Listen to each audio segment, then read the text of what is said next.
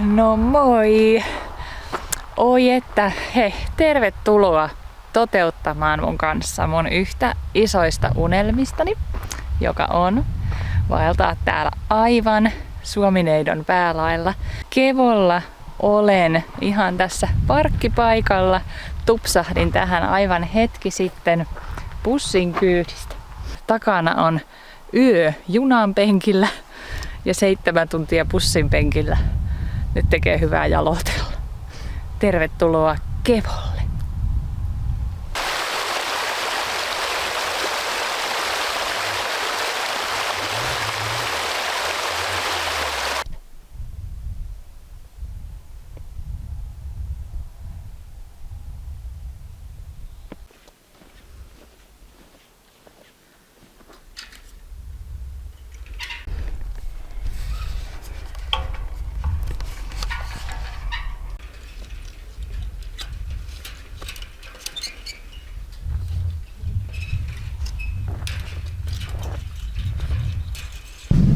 Jos vielä et ole kanavaa tilannut, niin harkitsepa kanavan tilausta ja paina sitä tilaa-nappulaa siitä.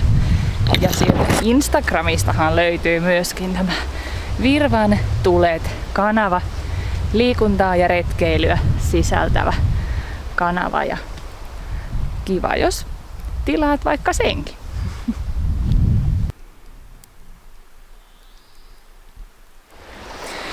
Kello on nyt vähän yli 10 lauantai-aamua ja tästä mun matka jatkuu Ruktajavrille.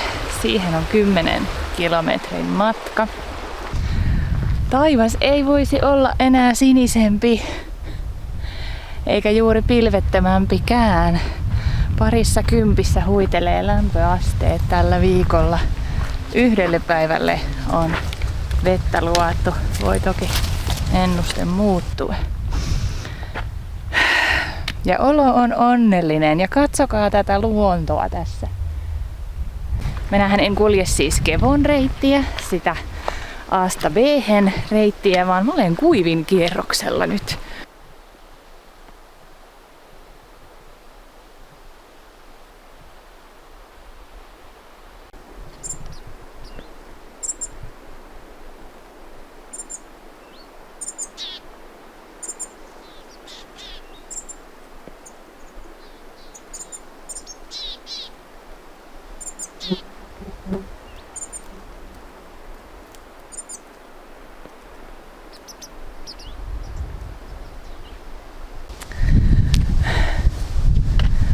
Mä olen vain nauttinut ja ihmetellyt tätä meidän kotomaan monipuolista ja uskomatonta luontoa, että heti kun oli muutama 100 metriä vasta kävellyt, niin tuntui, että jotenkin niin kuin pää räjähtää tästä kauneudesta ja tuntureista ja näin, ei osaa niin oikein kuvaillakaan, että miten ihmeellinen olo mulla oli. Mä jupisin ja huokailin ääneen itsekseni koko ajan, kun ihan sama, että katsoko vasemmalle ja oikealle ja eteenpäin, niin koko ajan oli niin erilaista kuin mitä sitten tuo Etelä-Suomessa on ja niin mielettömän hienoa siis vaan kerta kaikkiaan.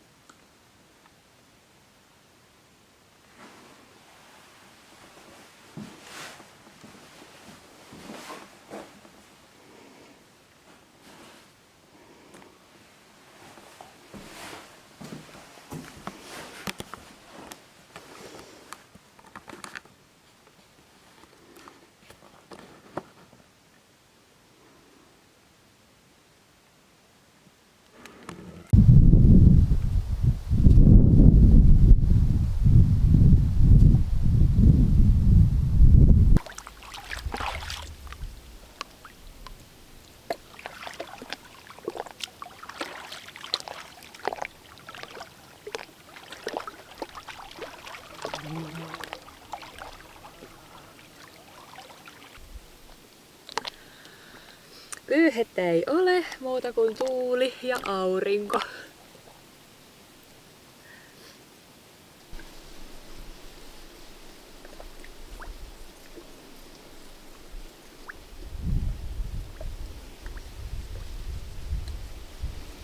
Loppukesän alusta kertoo varmaan jotakin se, että mulla on pakattuna mukaan untuva takki ja bikinit. Ai vitsi, tajusin vasta itekin äsken. Olen aivan valehtelematta nyt varmaan 3 tuntia vaan maannut tossa auringossa hattu naamalla ja käännellyt vaan välillä vattalleen, välillä selälleen ja torkkunut tossa ja ottanut pitkiä hyviä päikkäreitä. Ai että. Mä oon nyt ottanut vähän lisäreseptiä mun kaurapuurooni. Mulla on maitojauhetta mukana. Ekaa kertaa ikinä elämässäni oon ostanut maitojauhetta. Eli mä saan tehtyä maitopohjasta puuroa.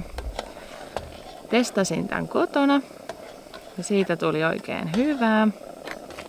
Eli kaurahiutaleita siis laitan sekaan ja sitten tässä tulee ihan maitoa.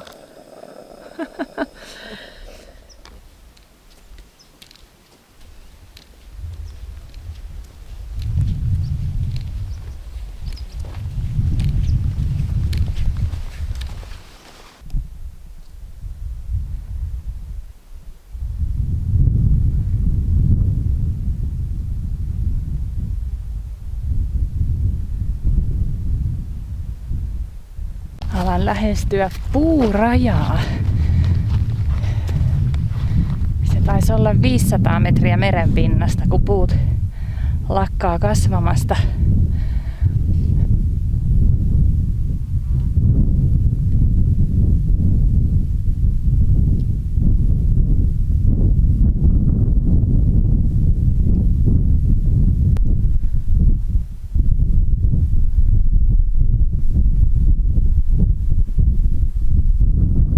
Mukava nähdä poroja muuallakin kuin maantien varressa.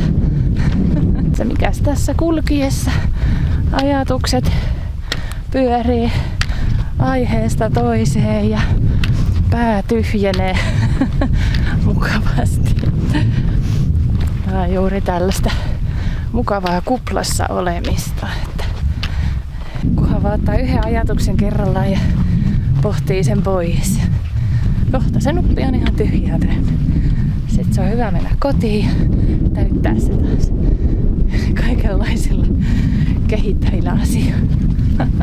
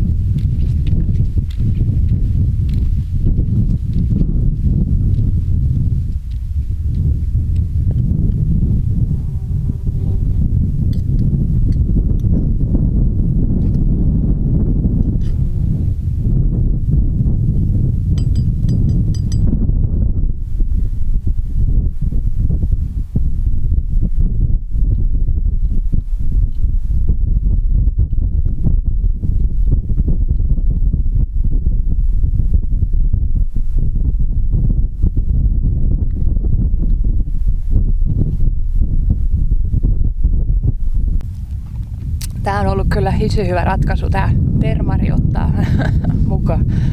On hyvä, voi vaan istahtaa johonkin ja haukata lounasta ja ilman sen enempää säätämistä. Mun täytyy pitää kamerasta kiinni, ettei tuuli heitä sitä tästä rinkan päältä.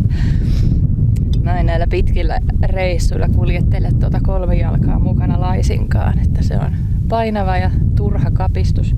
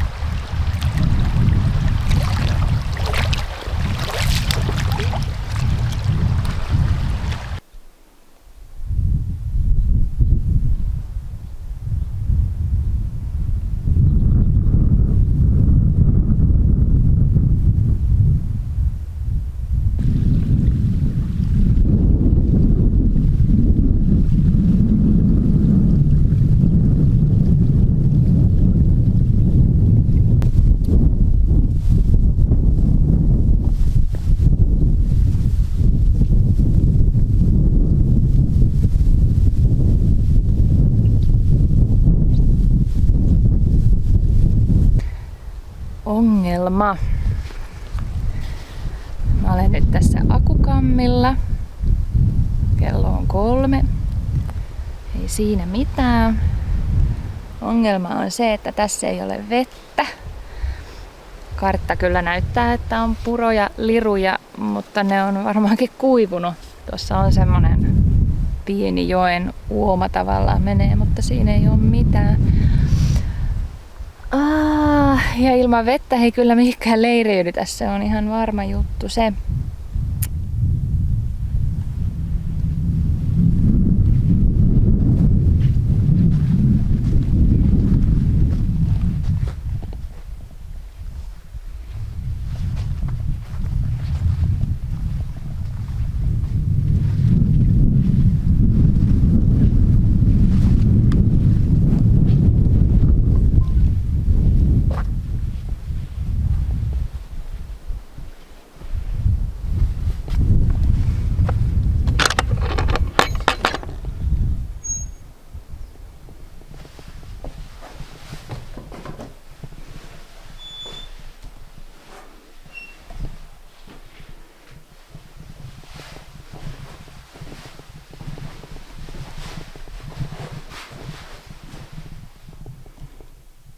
Kyllähän täällä nukkua voisi. Tässä on tää uudempi kammi. Tuossa vanhassa sehän nyt on ihan jo romahtamaisillaan. Niin, jos mä löydän vettä, niin mä voisin täällä yöpyä. Voisi olla oikein hauska kokemus.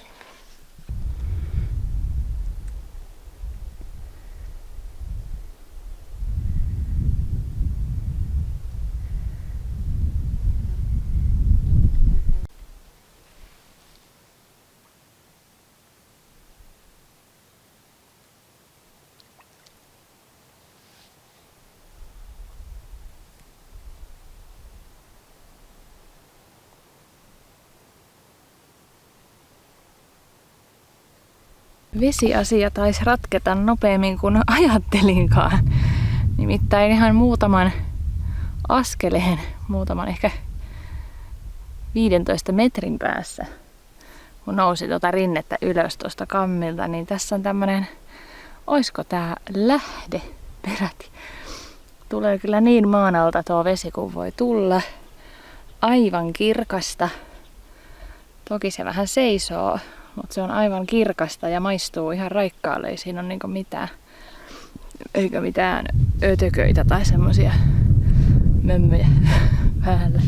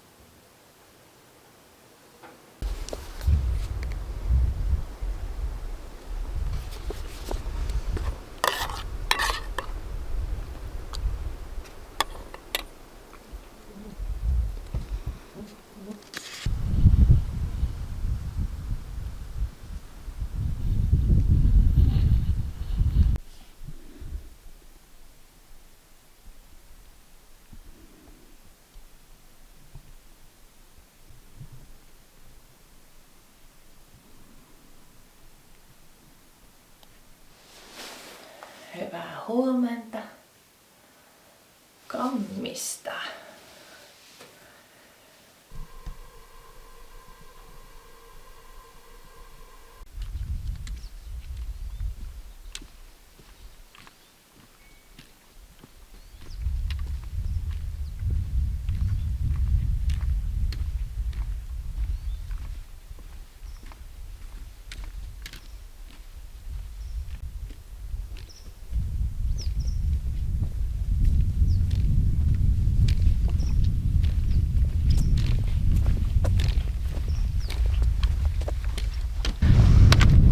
Päivä tässä näyttää valkenevan taas aurinkoisena. Oikein mukava lämpötila. Siellä varmaan lähellä 20. Sitten taas. Tästä menee nyt hyvää polkua jälleen kerran, taikka no ei tää nyt huonoakaan polkua ole. Sanotaanko, että selkeää polkua. Kohti sitten Guivia ja Guivin autiotupaa.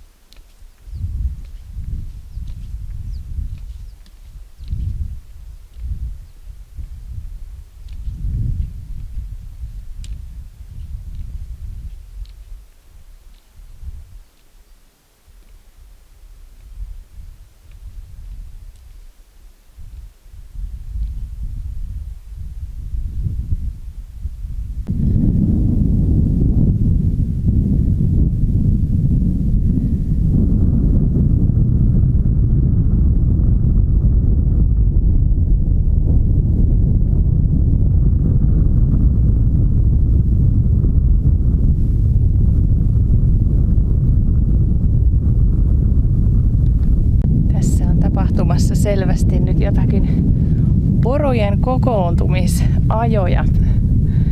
Nimittäin tuolla vasemmalla puolella on aika, no ei nyt isohko tokka, mutta toistakymmentä. Ja selvästi täältä muualta tunturista nyt tulee lisää porukkaa. En tiedä, mistä ne tietää toinen toisensa tuolta pitkän välimatkan päästä. Aika hauska seurata tätä hommaa tässä nyt, nimittäin ne pysähtyy kattoo mua, onko minä uhka vai mahdollisuus. Paljon on vasoja, vaatimia ja vasoja. Poroilla on takajaloissaan semmoiset naksunivelet, jos oot joskus päässyt kuuleen, kun poro kävelee jo ihan läheltä, niin sen takajalat naksuu. Ja se on yhteydenpito konsti. Silloin kun porot ei tokassa jostain syystä näe toisiaan, vaikka sumussa tai lumituiskussa tai muusta syystä, niin ne kuulee toisensa siitä naksunasta ja pystyy sillä tavalla pysyä lähekkäin. Ja poron näköaisti on sellainen, että näkee hyvin valossa ja hyvin pimeässä, mutta hämärän hetki on vaikea. Eli se semmoinen sitten pimeän ja valon välinen hetki, niin poro pysyy mielellään paikallaan ja seikkyy helposti, kun se ei tosiaan oikein näe. Pari kertaa vuorokaudessa porosta tulee sokea.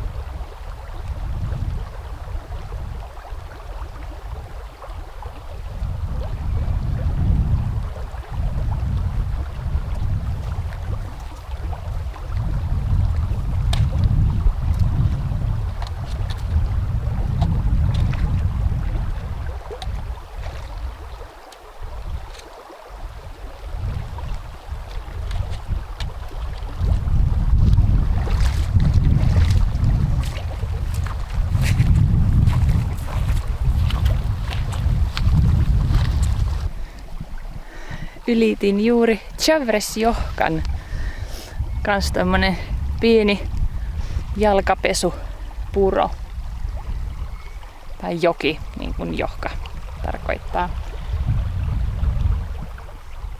Ehkä ei ihan välttämätöntä riisua noita kenkiä pois, mutta mä haluan nyt pitää kengät ja sukat kuivana mahdollisimman pitkään ja oikeastaan tässä tulee aina ihan sopiva pieni lepotauko myöskin, tämmönen pikku huili tähän, kun kuivattelee varpaat ja hörppää vettä ja ottaa vaikka vähän välipalaa.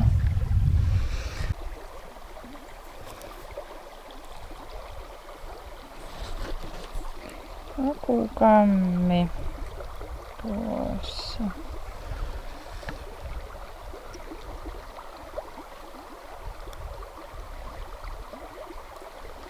Ja siitä matka jatkuu.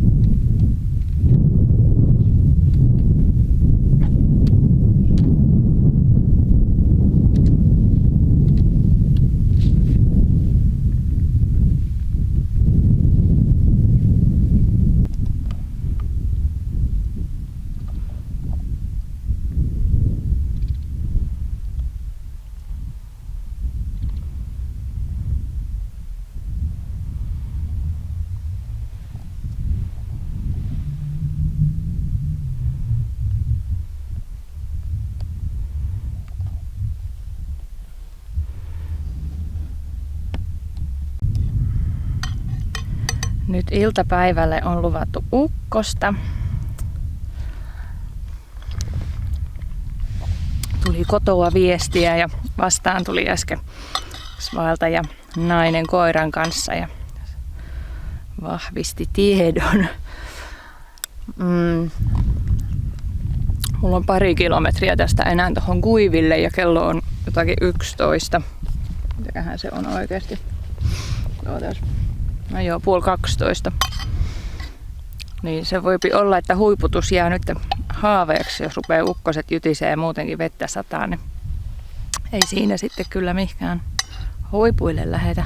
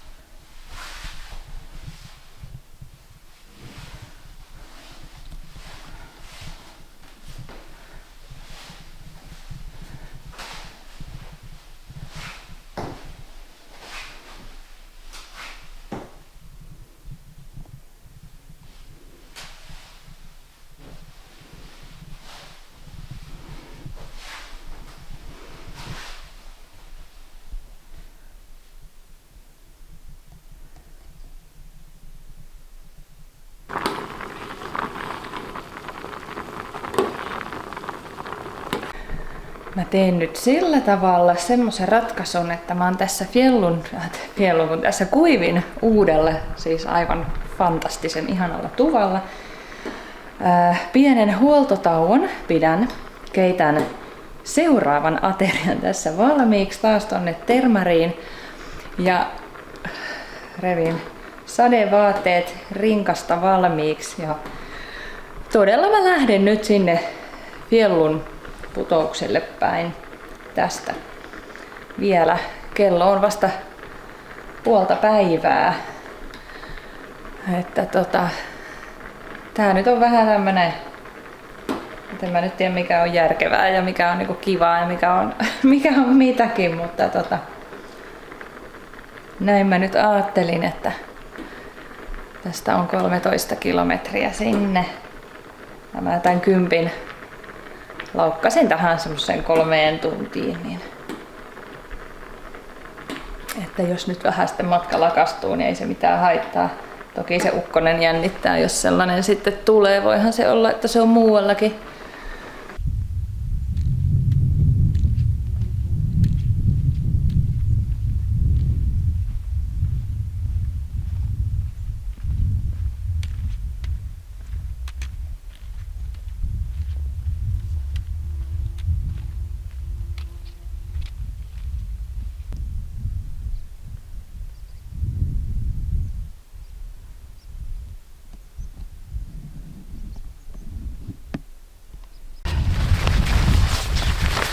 Kaivan nyt tän sadettakin tähän hollille. Ihan pientä piskottelua tuntuu. Ja tuolla mun tulosuunnassa, tuolla Paistunturin ja Kuivin ja jopa ehkä tuolla Akukammienkin suunnassa niin jyrisee. Ja edessäpäin kaukana on selvästi saderintama.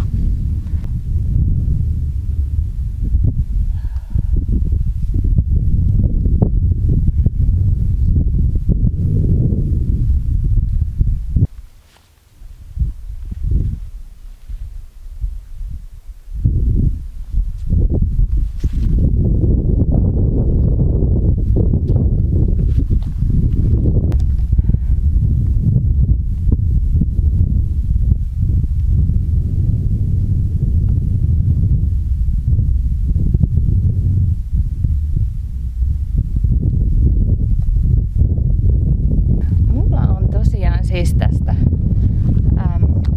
GPS-vehkeestä myöskin linkki.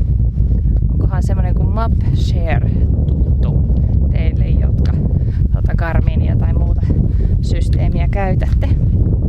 Eli mulla on siitä siis semmonen linkki. Annoin mun miehelle ja mun vanhemmille ja he pystyy sieltä seuraamaan tätä mun retken etenemistä sitten aina, että missä se mun pylpyräni siellä kartalla aina siirtyilee. Ja se on oikeastaan aika kivalta tuntuva juttu, että he on tavallaan mukana reissussa, vaikka eivät olekaan sellainen fyysisesti täällä läsnä, mutta se, että on tavallaan niin kuin henkisesti siellä kotisohvilta sitten seurailee mun kulkemista, niin tuntuu aika kivalta.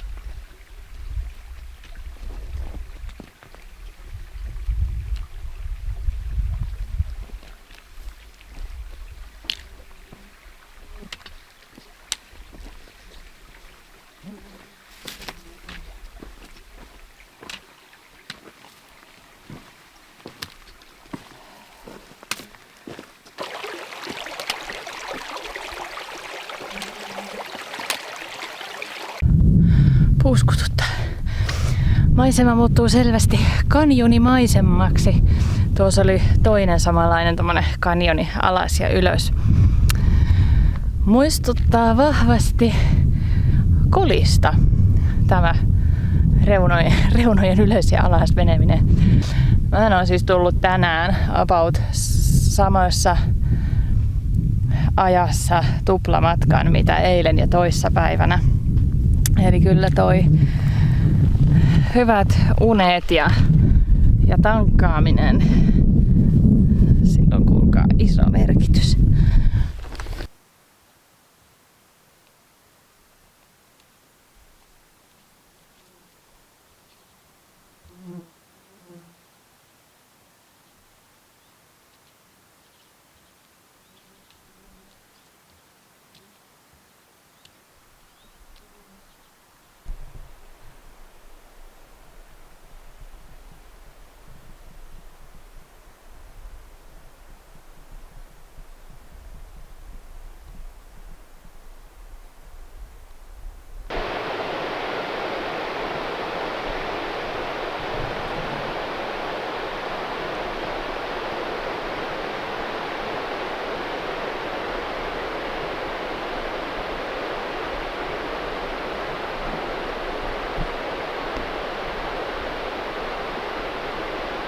Putouksen pauhu kuuluu ja rappuset häämöttää, nousut, laskut. Tää viimeinen 3 kilsaa on ollut kyllä äärimmäisen kivikkoista ja kiemurtelevaa polkua, että on saanut kyllä tuijottaa varpaisiinsa enemmän kuin ikinä varmaan. Mutta maisemat ovat kyllä olleet koko ajan erittäin palkitsevat. Eli nämä kanjoni täällä kaikessa komeudessaan on ollut ympärillä. Viimeinen puristus nyt tähän päivään. Raput alas ja voisiko sitä vaikka hypätä pieneen suihkuun tonne koskeen.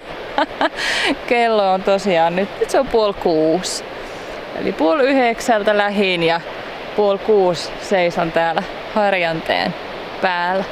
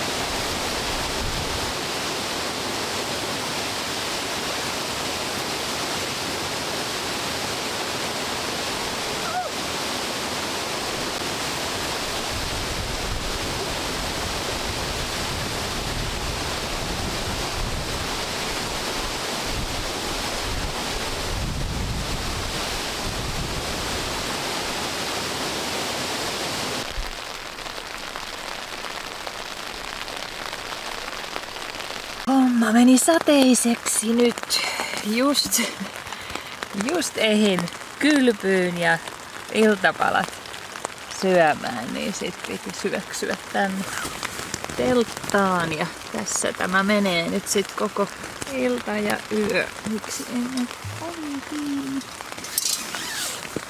Että no, ei toimi yhdellä kädellä tuo vetskari. Yritän nyt tulla siitä. No joo, kuitenkin. Niin No, kello tulee kohta 8. Eipä tässä juuri nyt muuta enää sitten oikeastaan oliska kuin hammaspesu, mutta katsotaan nyt meidänkä tekee hammaspesua. Kyllä se varmaan täytyy ainakin vielä veskissä käydä, että sadetakki päälle ei juosta kipittää sitten tonne huussiin. Huominen vaikuttaa myöskin sadepitoiselta päivältä ja mulla meni nyt sitten tosiaan tää mun suunnitelma uusiksi, kun mä olinkin nyt jo sitten täällä Fjellulla, kun mun oli tarkoitus olla täällä vasta huomenna.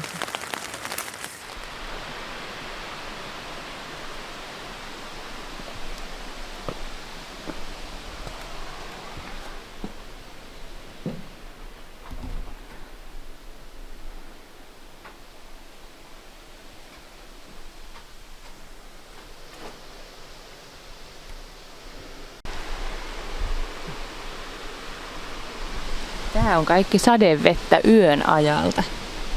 Mulla jäi tää kulho ulos.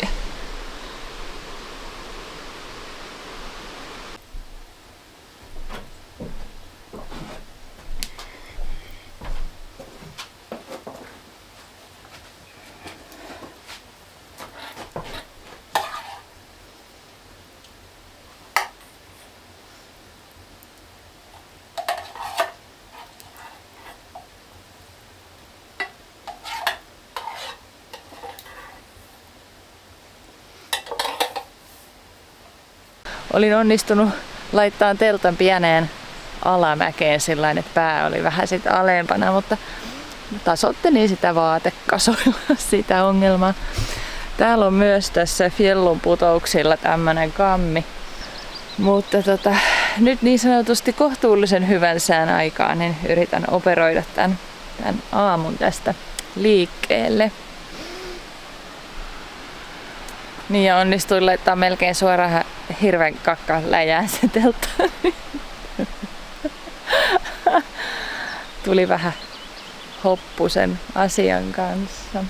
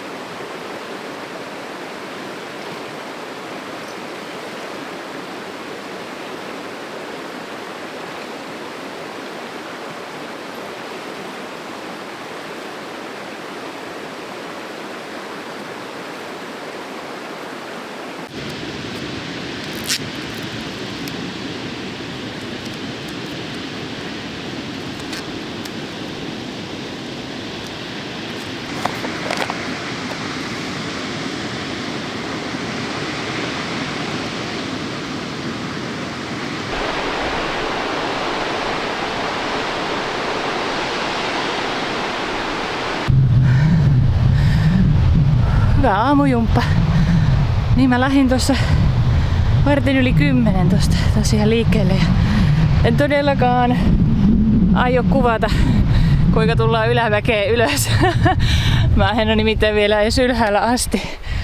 Mutta nyt on vähän semmonen tilanne, että mulla on ikään kuin yksi ylimääräinen päivä käytettävissä. Eli todennäköisesti olen Ruktajärvellä 2 yötä hengailen toisen päivän. Ja jos keli on ok, niin uin tietysti. Aloitin tän päivän etapin semmoisella tuplasuorituksella. Olin tullut sen mäen ylös. Sitten rupesin puhua teille jotain uimisesta. Sitten tulikin mieleeni, että simpura sampura. Ne bikiinithän roikkuu siellä katajassa, mihin mä eilen illalla laitoin. Mä olen nyt mennyt sen kosken yli siis 5 ja kiivennyt sen rinteen 3. Että josko tää nyt vaikka etenisi tää reissu tästä pikkuhiljaa.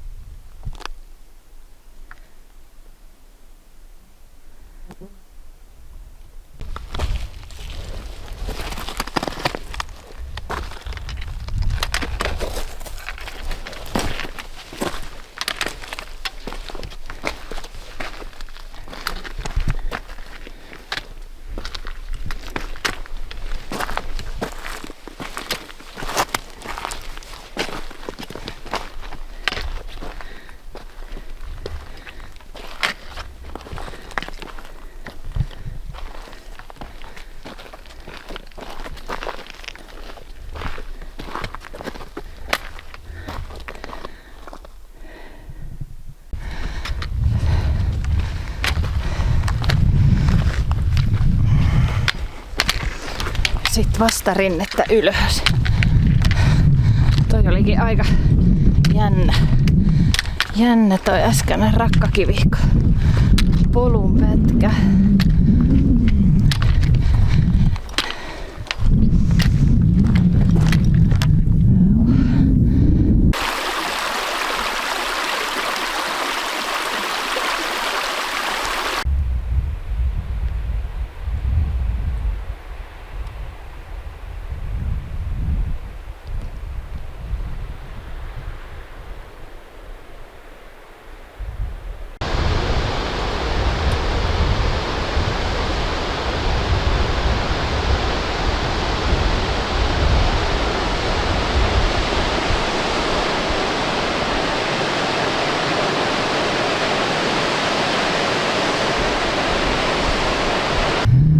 Siinä se nyt on.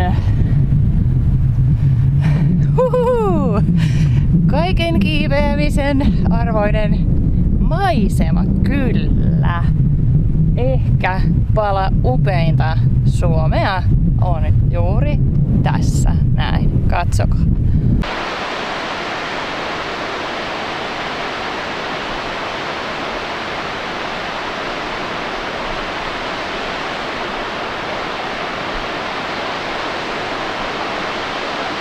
No juu, kanjoni jäi taakse ja oli kyllä komea, voi vitsit. Ei oo kyllä ihme, että siitä on niin miljoona kuvaa ja videoa tuolla netissä. Siinä vieressä on tosiaan tämä Suohpäsien taukopaikka, leiripaikka ja mä tulin nyt tähän, pidän pienen huoltopaussin ja jatkan sitten matkaa eteenpäin.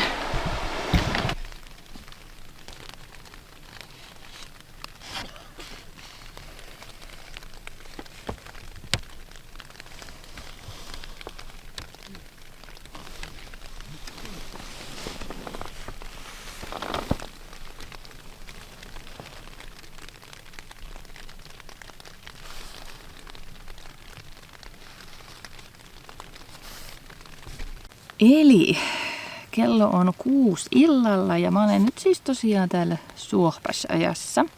Eli se 5 kilometrin patikka tuli tälle päivälle, eli tiistai-päivälle. Oli tarkoitus pitää vaan pieni evästauko ja jatkaa sitten tosiaan suoraan sinne Ruktajavrille, mutta iski tosiaan sadetta niskaan ja ukkonenkin jyrisi tuolla kauempana ja tässä on tosiaan toi mukava kota. Ja meitä oli sitten siellä parhaimmillaan 12 märkää taivalta ja tosiaan kuivateltiin vaatteita ja juteltiin mukavia ja mukava hauska yhteishenki siinä ja vähän naureskeltiin ja höpöteltiin kivoja juttuja. Ja kota oli varmaan 45 asteinen. Joo, sade alkoi höltyä, niin osa, jotka oli matkalla pohjoiseen, niin lähti pohjoiseen ja jokunen jäi sitten vielä kans tähän. Ja huomenna sitten sinne Ruktajavrelle oli keli mikä tahansa, koska se on sitten toisiksi viimeinen yö, että siinä ei ole enää sitten pelivaraa sievistellä minkä sateiden kanssa. Jalat voi hyvin, oikeaan jalkaan laitoin tänään tuon laastarin sitten, mutta vasen on ihan jees, ei mitään. Että ainoastaan mulla tosiaan hiertyy nää rinkan lantiovyön kohdalta. Se on vähän kurjan tuntusta. Mutta semmoista on ollut kyllä jokaisen askeleen arvoinen matka tähän mennessä ja kanjonihan oli kertakaikkisen upea.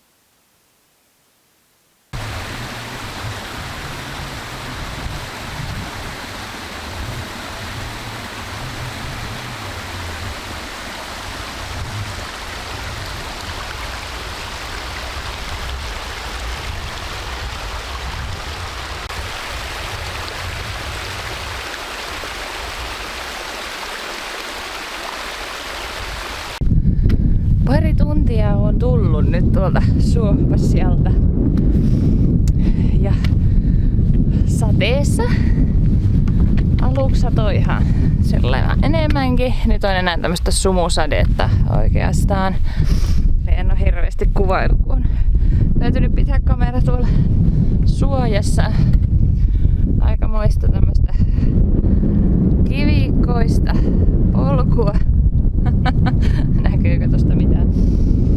Eli tarkasti on saanut katsoa kyllä jalalle ajaa. Erityisesti kun mä tosiaan siis vaellan näillä paljasjalka vaelluskengillä, mitkä on super ihanat, mutta vaatii siis kyllä niin kuin askeleelta tarkkuutta ja semmoista niin kuin harkintaa sitten enemmän kuin kovapohjaisilla kengillä voi ehkä vähän huolettomammin saapastella menemään.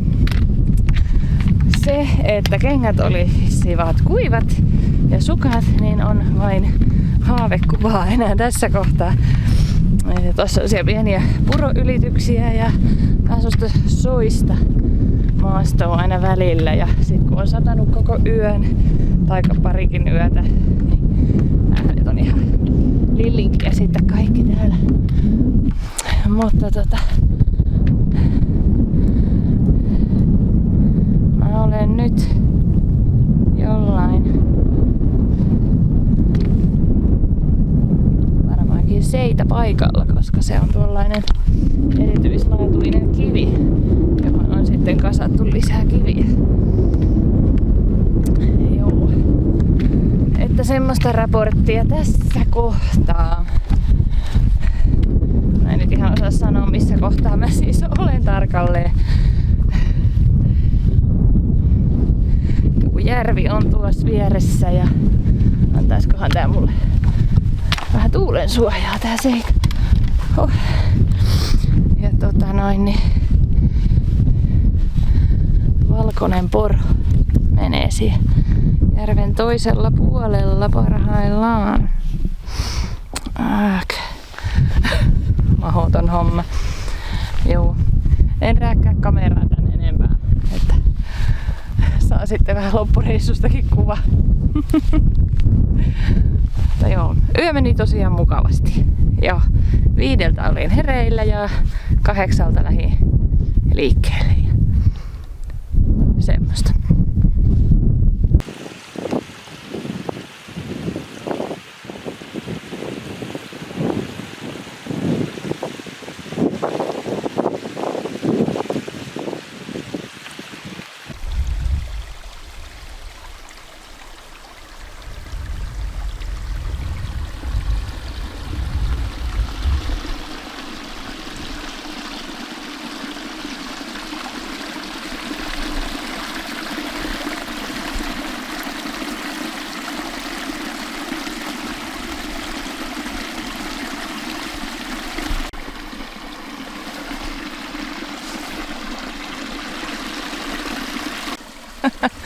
Nyt ei voi todella enää kun nauraa vaan tälle hommalle.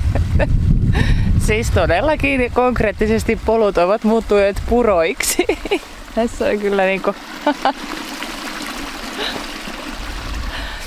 No, ne kengät ja sukat nyt on ihan mennyttä kalua muutenkin jo, niin aivan se ja sama.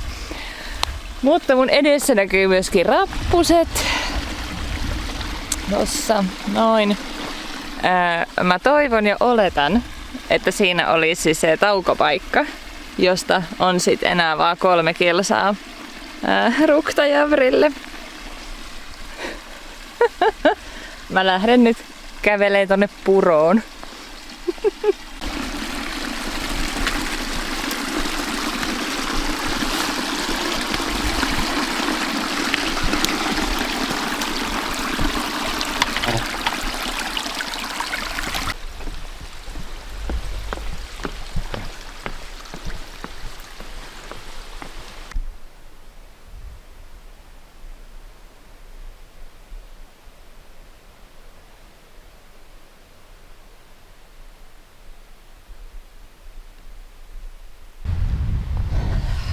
Kievoslattu. Tässä on vain tällainen uimaranta, eikä mitään muuta. Eli ei vessoja tai niinku mitään semmosia retkeilyhommeleita.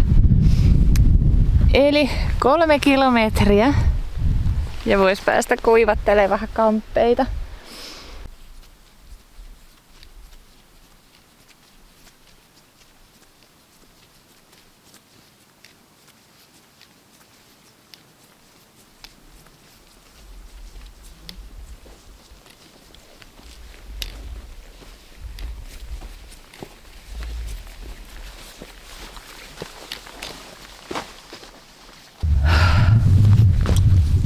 Mustajärvi!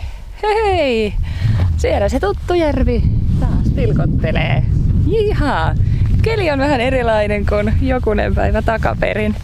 Onpa jotenkin hauska fiilis olla tässä samassa risteyksessä ja tulla tuolta ja jotenkin ajatella sitä, että millä mielillä mä olin silloin, kun mä lähdin tästä, että mahtavaa mikä reissu edessä ja mitähän kaikkea mä näen ja koen ja nyt on niinku sitä kaikkea viisaampana ja rikkaampana tässä samaisessa risteyksessä. Mä otan nyt ainakin huoltotauon tähän. Kuivattelen ulkotelttaa ja funtsin, että jatkaisinko mä sitten iltapäivämällä vielä sitten oikeastaan tonne. Ja oisin sitten 2 yötä tossa viimeisellä, mikä Suttesoo se nyt sitten olikaan, niin telttapaikalla. Alustavien puheiden mukaan huomenna pitäisi paistella aurinko. Siis olen kohdannut aivan valtavan ihania ihmisiä täällä. Todella mukavia, iloisia, reippaita, kaiken ikäisiä, nuoria, parikymppisiä. On paljon liikkeellä, mikä on hyvin ilahduttavaa. Ja sitten tämmöistä keski-ikäistä jengiä myöskin.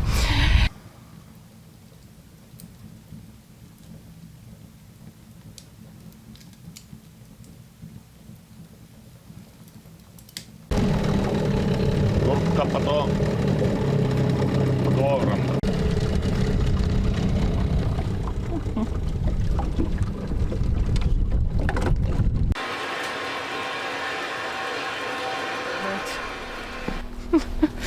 On tapahtunut lappilainen vieraanvaraisuus. Tukka on puhdas, saunottu on, pyttipannua on syöty. Olin siinä kamiinan edessä ja pari kalamiestä sattuivat sitten siihen kurkistamaan ovesta sisään. Mikäs siellä homman nimi? Niinpä hyppäsin veneen kyytiin ja sain pyttipannua ja hyvät löylyt siinä. Itsekseni saunotteli oikein kivasti. Näin sitä vain uusiin ihmisiin voi tutustua ihan yllättäen ja yllättävissä paikoissa, kun antaa mahdollisuuden. Että aivan loistavaa. Aivan mielettömän ihana. No mä kysyin heiltä sitten tuossa lähtiessä, että onko heillä niinku useinkin tapana nappailla tuolta autiotuvalta vaeltajia kyytiin. Että ei, kyllä nyt tuli ihan ensimmäinen kerta. Että jotenkin heräsi niin sympatiat siinä, että kun kuivattelin niitä värkejä, sukkia ja telttoja ja jotenkin olemus oli kuulemma ollut niin semmonen, että pitäisiköhän ihmistä auttaa jotenkin. Annetaan ihmisille ja elämälle mahdollisuus, kun semmonen osuu kohdalle. Kiitos kun oot ollut mukana Kevon vaelluksella Kuivin reitillä. Mä päätän tän videoni nyt tähän ja vietän 2 yötä vielä tossa Luopumusjohkalla. Huomenna on torstaipäivä, aurinko paistaa lähes 20. Minä olen ja nautin. Moikka!